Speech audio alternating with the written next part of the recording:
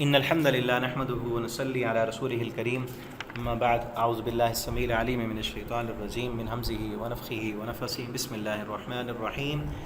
فأتت به قومها تحمل قالوا یا مریم لقد جئت شیئا فریا۔ ترجمہ قرآن کا سبق سورہ مریم آیت نمبر 27 سے پڑھیں گے۔ فأتت به قومها، پھر وہ لے آئی اسے اپنی قوم کے پاس، بچہ آ گیا،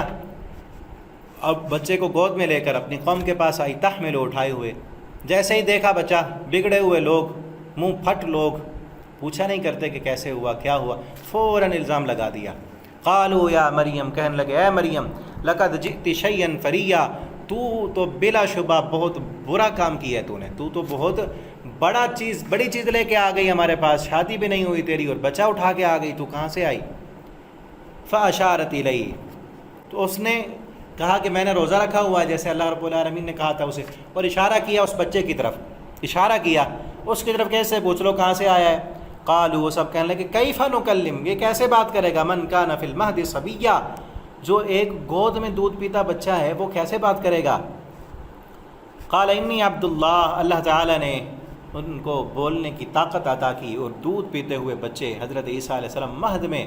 ماں کی گود میں بولنے لگے اور کہا انی عبد اللہ، بے شک میں اللہ کا بندہ ہوں، آتانی الکتاب، اس نے مجھے کتاب عطا کی، وجعلنی نبیا، اور اس نے مجھے نبی بنایا ہے، وجعلنی مبارک، اور اس نے بنایا ہے مجھے بابرکت،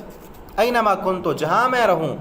واوصانی، اور اس نے مجھے وصیت کی، بالصلاۃ، نماز پڑھنے کی، والزکاۃ، اور زکوٰۃ دینے کی، ما دمت حیا، جب تک بھی میں زندہ رہوں گا میرے رب نے مجھے یہ حکم دیا کہ میں نماز بھی پڑھتا رہوں، زکوٰۃ بھی ادا کرتا رہوں، وبرم بوالدتی، اور مجھے بنا دیا ہے نیکی کرنے والا اپنی والدہ کے ساتھ، مجھے اپنی والدہ مریم کا فرمانبردار بنایا ہے، ولم یجعلنی جبارا شقیا، اور نہیں بنایا اس نے مجھے سرکش اور بدبخت، اس نے مجھے سرکش اور بدبخت نہیں بنایا، مجھے والدہ کا فرما بردار بنایا، مجھے نبی بنایا، مجھے نمازیں پڑھنے کا، زکوٰۃ دینے کا حکم دیا، مجھے جو ہے اپنی سرکشی کرنے والا اور اللہ کی بغاوت، والدین کی نافرمانی کرنے والا نہیں بنایا۔ والسلام علیہ، اور سلام ہے مجھ پر، یوم ولدت، جس دن میں پیدا ہوا، ویوم اموت، اور جس دن میں فوت ہوں گا، ویوم ابعث حیا، اور جب میں زندہ اٹھایا جاؤں گا، یعنی دوبارہ جب مرنے کے بعد اٹھایا جاؤں گا اس وقت بھی، یا یہ کہ جب آسمان کی طرف عیسیٰ علیہ السلام کو اٹھا لیا گیا وہ دن بھی ہو سکتا ہے، یا پھر جب آئیں گے یہاں رہیں گے پھر فوت ہوں گے، اور پھر دوبارہ جب قبروں سے سارے لوگ اٹھائے جائیں گے اس دن بھی مجھ پر سلامتی ہوگی۔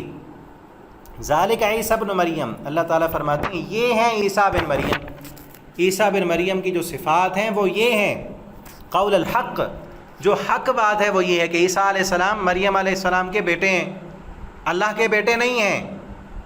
اللہ کی قدرت کاملہ سے بغیر باپ کے پیدا ہوئے۔ پیچھے ہم سورہ مریم میں پڑھ کے ہے نا، آل عمران میں، کہ اللہ تعالیٰ فرماتے ہیں کہ عیسیٰ علیہ السلام کی مثال آدم علیہ السلام کی طرح ہے، آدم علیہ السلام کو بغیر ماں اور بغیر باپ کے بنایا، عیسیٰ علیہ السلام کو بغیر باپ کے ماں سے پیدا کر دیا، وہ رب تو قادر ہے۔ قول الحق الذی فیہ یمترون، یہ ہے وہ سچی بات جس میں یہ لوگ شک کرتے ہیں۔ ما کان، کیا شک کرتے ہیں کہ وہ کہتے ہیں معاذ اللہ عیسیٰ علیہ السلام اللہ کے بیٹے ہیں۔ ما کان للہ، نہیں ہے لائق اللہ کے، ان یتخذ ولدا، کہ وہ بیٹا بنائے، سبحانہ، وہ تو پاک ہے اس سے، اس کو بیٹوں کی ضرورت نہیں ہے۔ اذا قضى امرا، جب بھی وہ فیصلہ کرتا ہے کسی کام کا، فانما یقول، بس وہ کہتا ہے کن، کہ ہو، فیکون، بس وہ ہو جاتا ہے، اس کے لیے کوئی مشکل ہے، وہ کوئی اسباب کا محتاج ہے۔ تمہاری عقل میں یہ بات نہیں آتی کہ بغیر باپ کے بیٹا کیسے ہو گیا، وہ تو جو باپ کے ساتھ بنا سکتا ہے وہ بغیر باپ کے نہیں بنا سکتا۔ آدم علیہ السلام کو کیسے بنایا اس نے، پوری نسل انسانی کی تخلیق کیسے کی، کہاں سے کیسے پہنچایا، وہ جسے چاہتا ہے بیٹا دیتا ہے، وہ جسے چاہتا ہے بیٹیاں دیتا ہے، وہ جسے چاہے ہوتا نہیں ہے بانجھ بنا دے، جس کو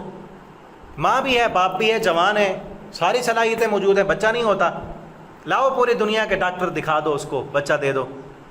کون ہے پوری قوتوں قدرتوں طاقتوں کا مالک؟ اگر اس نے بغیر باپ کے دے دیا تو تم اس کی قدرت کا انکار کرتے ہو، اور معاذ اللہ اس کو، اس رب کے تم نے بیٹے بنا دیے۔ سبحانہ، وہ تو پاک ہے، اذا قضى امرا، وہ تو کسی بھی کام کا حکم دیتا ہے، وہ کہتا ہے کن فیکون، وہ ہو جاتا ہے۔ اس کو بیٹوں کی کیا ضرورت، بیٹوں کی تو ضرورت اسے ہوتی ہے جو کمزور ہو، جس کو اپنی گھر چلانے کے لیے، اپنے جو ہے خاندان کو زندہ رکھنے کے لیے اپنا وارث چاہیے ہوتا ہے، وہ تو رب ازل سے ہے، ابد تک ہے، سب کچھ اسی کا ہے، وہ کسی کا محتاج نہیں، ساری کائنات اس کی مخلوق ہے، اس کی پیدا کردہ ہے، وہ خالق ہے، وہ اکیلا ہے، اس جیسا کوئی نہیں، اس کے ساتھ کوئی نہیں، اس کا ساجی کوئی نہیں، اس کا ہم پلہ کوئی نہیں، ولم یکن لہ کفوا احد، اس کی کوئی برابری کرنے والا نہیں ہے۔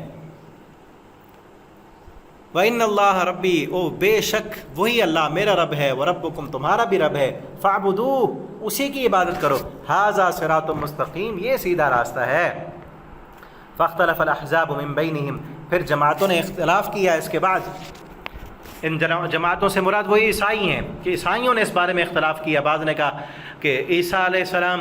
مریم علیہ السلام اور اللہ تعالیٰ یہ تینوں معاذ اللہ خدا ہیں، تینوں مل کر خدا بنتے ہیں، اور کسی نے کہا کہ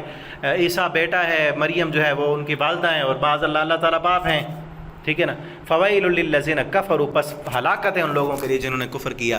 مشہد یوم عظیم اس بڑے دن کی حاضری سے، جس بڑے دن قیامت کے دن حاضری ہوگی تو ان لوگوں کے لیے ہلاکت ہوگی۔ اسمع بہم وابصر کس قدر سننے والے ہوں گے، کیا خوب اسمع، یہ